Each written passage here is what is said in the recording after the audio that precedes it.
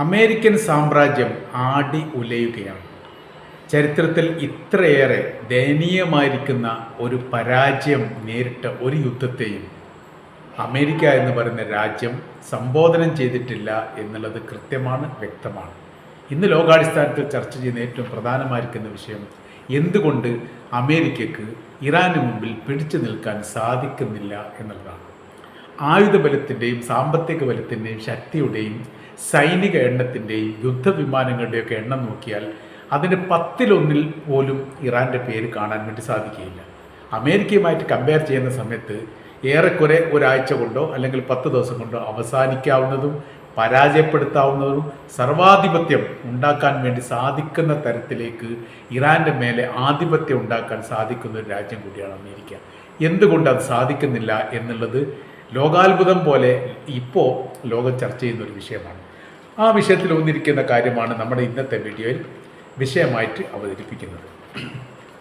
അഥവാ നമുക്ക് പറയാം, അറബിക്കടലിൽ നങ്കൂരം വിട്ടിരിക്കുന്ന അമേരിക്കയുടെ പടക്കപ്പലായിരിക്കുന്ന അബ്രഹാം ലിങ്കൺ, ആ കപ്പലുമായിട്ട് ബന്ധപ്പെട്ട് ഒരുപാട് സംഭവങ്ങൾ ഇപ്പോൾ പുറത്തു വന്നുകൊണ്ടിരിക്കുന്നു. അതിലൊന്നാണ് അവിടുത്തെ സൈനികർ അവർക്ക് തന്നെ സുരക്ഷയില്ലാത്തൊരു സ്ഥിതിവിശേഷം, ജീവിത ഉപാധികളിൽ തന്നെ വേണ്ട രീതിയിൽ ഇടപെടൽ നടക്കാൻ വേണ്ടി സാധിക്കുന്നില്ല.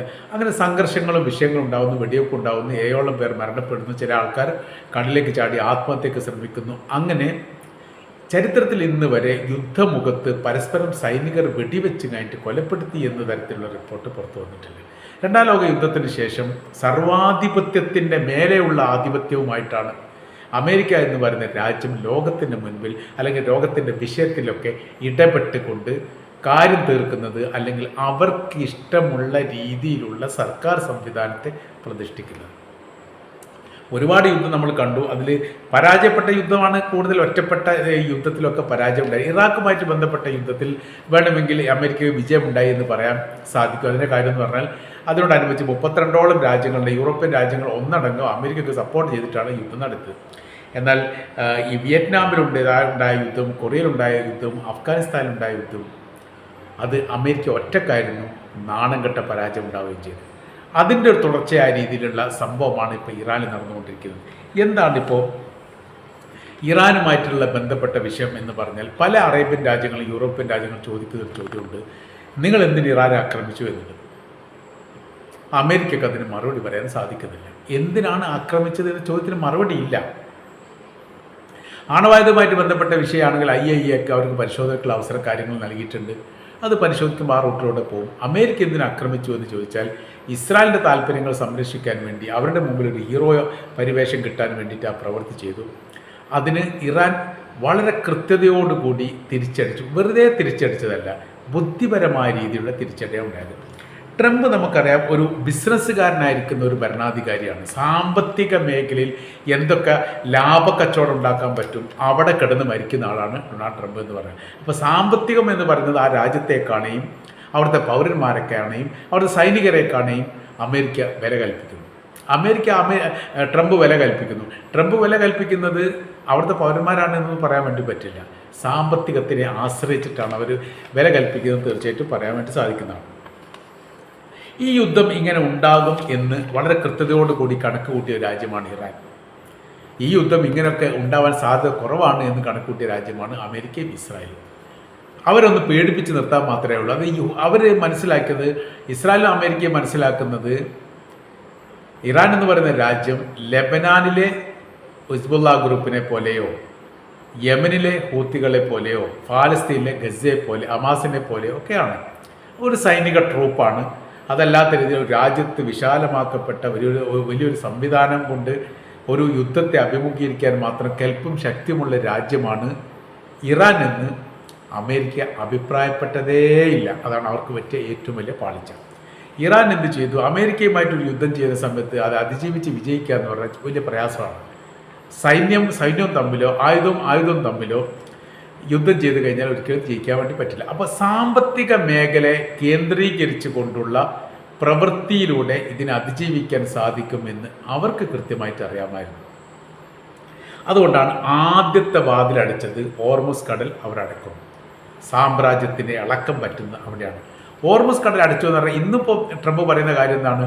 ഹോർമസിൽ പ്രശ്നങ്ങളൊന്നുമില്ലല്ലോ എന്നുള്ളത്. പ്രശ്നങ്ങളൊന്നുമില്ല, കപ്പൽ പോകുന്നില്ല, വരുന്നില്ല, പ്രശ്നങ്ങൾ കാര്യങ്ങളൊന്നുമില്ല. അതാണ് ഇറാൻ കൊടുക്കുന്ന മറുപടി. ഞങ്ങളുടെ നിയന്ത്രണത്തിലാണ്, ഞങ്ങളുടേതാണ്. അവിടെ യാതൊരു പ്രശ്നം യഥാർത്ഥത്തിൽ ഇല്ലായിരുന്നു. ഇവർ ഈ 2026 ഫെബ്രുവരി 28-നാണ് വലിയ രീതിയിൽ ആക്രമണം നടത്തുന്നത്. അതിന് മുൻപ് ഒരു സ്വതന്ത്ര പാത, അന്താരാഷ്ട്ര പാതയായിട്ട് കപ്പലുകൾ വരുന്നു, കപ്പലുകൾ പോകുന്നു. ഇറാനെ സംബന്ധിച്ചിടത്തോളം അതിൽ ഇടപെടുന്ന ഒരു വിഷയങ്ങൾ ഉണ്ടായിട്ടില്ല. അത്തരം വിഷയത്തിൽ ഇടപെടുന്ന ഒരു പ്രവൃത്തി സാധാരണ ഇറാൻ ചെയ്യാറില്ല. പിന്നീട് യുദ്ധം തുടങ്ങിയ സമയത്ത് അത് തങ്ങളുടേതാണ്, തങ്ങളത് അടക്കുമെന്ന് പറഞ്ഞു, അത് അടക്കുകയും ചെയ്തു. അതോടുകൂടി റൂട്ട് മാറി സഞ്ചരിക്കുകയാണ്. സാമ്പത്തിക മേഖലയിൽ വളരെ നിർണായകമായിരിക്കുന്ന ഒരു കടലിടുക്കാണ് ഹോർമസ് എന്നുള്ളത് നമുക്കറിയാം. നമ്മളിപ്പോൾ മനസ്സിലായി, അറിയാത്തവർക്കും ഇപ്പോൾ മനസ്സിലായി. നല്ലൊരു ശതമാനം പറയുന്ന കാര്യം എന്ന് പറഞ്ഞിട്ടാണെങ്കിൽ മൊത്തം ലോകത്ത് ഉപയോഗിക്കുന്ന പെട്രോളിയത്തിൻ്റെ 5 മുതൽ 35% അല്ലെങ്കിൽ 5 മുതൽ 25% പെട്രോളിയം ഈ കടൽപ്പാതയിലൂടെയാണ് കടന്നു പോകുന്നത്. അതിന് ബ്ലോക്ക് ചെയ്തതോടുകൂടി യഥാർത്ഥ പെട്രോളിയം ഉൽപ്പന്നത്തിൻ്റെ വില 32% വർദ്ധിച്ചത് അമേരിക്കയിലാണ്. അവിടെ പോലും വില വർദ്ധിപ്പിച്ച് നിയന്ത്രിക്കാൻ പറ്റാതെ സാമ്പത്തികം തകർന്നു. സാമ്പത്തികം മാത്രമല്ല അമേരിക്കയുടെ തകർന്നത്, സുരക്ഷയും തകർന്നു. സുരക്ഷ എന്ന് പറഞ്ഞാൽ ഇതിപ്പോൾ അമേരിക്ക ആക്രമിക്കുന്ന സമയത്ത് അമേരിക്കയിലേക്ക് ആക്രമിക്കുക എന്ന് പറഞ്ഞാൽ ഇറാനെ സംബന്ധിച്ചിടത്തോളം വലിയ പ്രയാസമാണ്. അപ്പോൾ അവിടെ അടുത്തിരിക്കുന്ന ഒരു രാജ്യം, ഒരു പ്രദേശം എന്ന് പറയുന്നത് മിയാമി എന്ന് പറയുന്ന സ്ഥലമാണ്. അമേരിക്കയുടെ മിയാമിയാണ് ഏറെക്കുറെ ഇറാനുമായിട്ട് അടുത്തിരിക്കുന്ന ഒരു സ്ഥലം എന്ന് പറയുന്നത്. അതൊരു ദ്വീപ് ഭാഗമാണ്, കടലിടുക്കാണ്. അതിനേക്ക് 9500 കിലോമീറ്റർ ദൂരമുണ്ട്. 10,000 കിലോമീറ്റർ ദൂരപരിധിയുള്ള മിസൈൽ ഉണ്ടെങ്കിൽ മാത്രമേ അവിടേക്ക് ആക്രമിക്കാൻ വേണ്ടി സാധിക്കൂ. അത് ചെലവ് കൂടുതലാണ്. ആക്രമണത്തിൽ എത്രത്തോളം ശക്തി അതിനുണ്ടാവും അല്ലെങ്കിൽ എത്രത്തോളം പ്രേരം ഉണ്ടാവും എന്ന് പറയാൻ വേണ്ടി സാധിക്കില്ല. അത് ഷോർട്ട് വഴി എടുക്കുകയാണ് ഇറാൻ ചെയ്തത്. എന്താണ് ഷോർട്ട് വഴി? ഷോർട്ട് വഴി എന്ന് പറഞ്ഞാൽ അമേരിക്കയുടെ സൈനിക ബേസും സംവിധാനവും അറേബ്യൻ രാജ്യങ്ങളിൽ ഇഷ്ടം പോലെയുണ്ട്, അവിടെ ആക്രമിക്കുക എന്നുള്ളതാണ്. അത് 2025 യുദ്ധത്തിന് ശേഷം 2026 യുദ്ധം തുടങ്ങുന്നതിന് മുമ്പ് ഇറാൻ പറഞ്ഞെടുക്കുന്ന കാര്യമുണ്ട്, ഇനി തങ്ങൾ ആക്രമിച്ചാൽ ഇതൊരു മേഖലാ യുദ്ധമായിട്ട് മാറും. അമേരിക്കയും ഇറാനും തമ്മിൽ ഏറ്റുമുട്ടുന്ന സ്ഥിതിയല്ല, ഒരുപാട് രാജ്യങ്ങൾ ഇതിൽ ഇൻവോൾവ് ആകും. അതുകൊണ്ട് തങ്ങൾ ആക്രമിക്കുന്നതെന്ന് മാറി നിൽക്കണം എന്നൊക്കെ പറഞ്ഞിട്ടുണ്ട്. അവരത് ചെയ്തിട്ടില്ല. കാര്യം അവർ എളുപ്പമാണ് എന്ന് കരുതി ആക്രമിച്ചു, ഹോർമസ് അടച്ചു. ഹോർമസ് പൂർണ്ണ നിയന്ത്രണത്തിലാണെന്ന് ഇന്നും മുജതബ അലി ഖമനേയി പറഞ്ഞു. ഇറാൻ്റെ നിയന്ത്രണത്തിൽ, ഇറാൻ്റെതാണ്. അതിനുള്ള പ്രത്യേകമായിരിക്കുന്ന സൈനിക സംവിധാന കാര്യങ്ങളൊക്കെ തങ്ങൾ ഒരുക്കിയിട്ടുണ്ട്. അതും അവർ പറഞ്ഞു, സുരക്ഷയ്ക്ക് വേണ്ടിയിട്ടാണ് എന്ന തരത്തിൽ. അപ്പോൾ ഹോർമസ് കഴിഞ്ഞതിന് ശേഷം അവിടെ വിഷയങ്ങൾ അവസാനിച്ചിട്ടില്ല. ഇറാൻ ആക്രമിക്കുന്നത് അമേരിക്കയുടെ സൈനിക ബേസ് കേന്ദ്രീകരിച്ചുകൊണ്ട് അറേബ്യൻ രാജ്യത്തുടനീളം ആക്രമിച്ചു.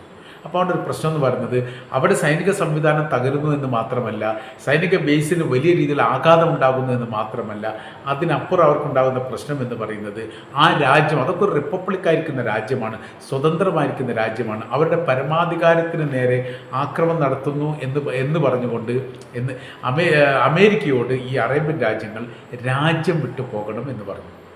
സാമ്രാജ്യത്തിൻ്റെ തകർച്ച 2ാം ഘട്ടത്തിൽ ആരംഭിക്കുന്ന അവിടെയാണ്. അപ്പോൾ 1ാം ഘട്ടത്തിൽ ഇവിടെ സാമ്പത്തിക മേഖല തകർന്നു, 2ാം ഘട്ടത്തിൽ രാജ്യം വിട്ടു പോകണമെന്ന് പറയുന്നു. തങ്ങളുടെ രാജ്യവും തങ്ങളുടെ ജനങ്ങളും തങ്ങളുടെ സംവിധാനങ്ങളും തങ്ങളുടെ ഭൂപ്രദേശവും സുരക്ഷിതമാകണമെങ്കിൽ അമേരിക്ക പടിയിറങ്ങണം എന്ന് മുൻപ് ഇറാൻ്റെ പ്രസിഡന്റായിരുന്ന ഇബ്രാഹിം റൈസി ജിദ്ദ ഉച്ചകോടിയിൽ വെച്ച് പറഞ്ഞതിൻ്റെ ആവർത്തനം അറേബ്യൻ രാജ്യങ്ങൾ അവർ പറഞ്ഞു. അതോടുകൂടി അവർക്ക് പ്രതിസന്ധിയായി, വിഷയങ്ങളായി. ഇപ്പോൾ വല്ലാത്ത രീതിയിൽ നിലനിൽപ്പിന് വേണ്ടി, ആ സാമ്രാജ്യ സംവിധാനം നിലനിൽക്കാൻ വേണ്ടി യാചിക്കുന്നിടത്തേക്ക് കാര്യങ്ങൾ പോയി. ഞങ്ങളോടൊപ്പം സഹകരിക്കൂ എന്ന് അമേരിക്കയുടെ പ്രസിഡന്റായ ഡൊണാൾഡ് ട്രംപ് പരമാവധി 100-ലധികം രാജ്യങ്ങളോട് പറഞ്ഞിട്ടുണ്ട്. ഹോർമസ് കടലുമായിട്ട് ബന്ധപ്പെട്ട് തങ്ങളുടെ കപ്പലിനെ സഹായിക്കാൻ വേണ്ടിയിട്ട് യൂറോപ്യൻ കപ്പലിൽ എന്ത് ചെയ്യണം, ആയുധം വഹിച്ചുകൊണ്ട് അതേപോലെ തന്നെ സൈന്യങ്ങൾ വഹിച്ചുകൊണ്ട് ഈ മേഖലയിലേക്ക് എത്തണം, വളരെ അടിയന്തരമായിട്ട് എത്തണം. അതല്ലെങ്കിൽ നിങ്ങൾക്കും ഞങ്ങൾ ഉപരോധം ഏർപ്പെടുത്തും.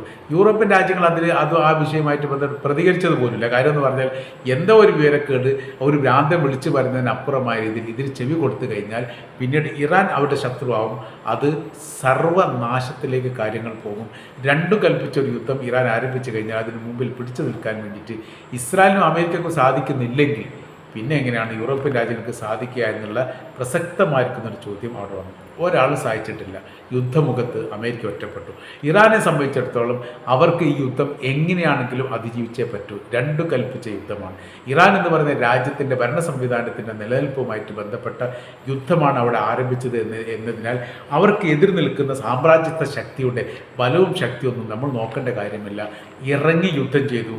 അങ്ങനെ പരാജയപ്പെട്ടു. പിന്നെ ചെങ്കടലിലേക്ക് എത്തി. ചെങ്കടലിലേക്ക് എത്തുന്ന സമയത്ത് ഇതെന്നാണ് സ്ഥിതി, ചെങ്കടൽ കഴിഞ്ഞ് അവിടെ എന്നിട്ട് വേണം മറ്റ് കടലിലേക്ക് ഈ കപ്പലുകളൊക്കെ പ്രവേശിക്കാൻ. അവിടെ സൗദി അറേബ്യ ആണെങ്കിൽ UAE ആണെങ്കിൽ ഈ മേഖലയിലുള്ള കപ്പലുകളെല്ലാം ചെങ്കടൽ കടന്നുകൊണ്ട് ഈ പ്രവേശിക്കുന്നതാണ്. അപ്പോൾ ഒരു ഭാഗത്ത് ഹോർമുസും ഒരു ഭാഗത്ത് ചെങ്കടൽ, രണ്ടും പ്രതിസന്ധിയായി. ബാബുൽ മന്ദബ് അതിന് ശേഷമുള്ളതാണ്, അതും ഏറെക്കുറെ ഹൂത്തികളുടെ കൈവശത്തിലാണ്. അപ്പോൾ കടലിടുക്ക് അപ്പാടെ അടഞ്ഞതോടുകൂടി സാമ്പത്തിക തകർച്ചയുടെ ആരംഭം കുറിക്കപ്പെട്ടു. പിടിച്ചു നിൽക്കാൻ പറ്റാത്ത രീതിയിൽ അമേരിക്കയുടെ സാമ്രാജ്യം ആടി ഉലയുന്ന ഒരു പ്രത്യേക സാഹചര്യത്തിലേക്ക് ഇപ്പോൾ എത്തിയിരിക്കുന്നു. ഇറാനാണ് അതിൻ്റെ പിന്നിൽ എന്ന് പറയുമ്പോൾ അത് ഒന്നുകൂടി മാനക്കേട് അമേരിക്കയ്ക്ക് ഉണ്ടാകുന്നു എന്നുകൂടി നമുക്കിത് വായിച്ചെടുക്കാൻ വേണ്ടിയിട്ട് സാധിക്കുന്നു.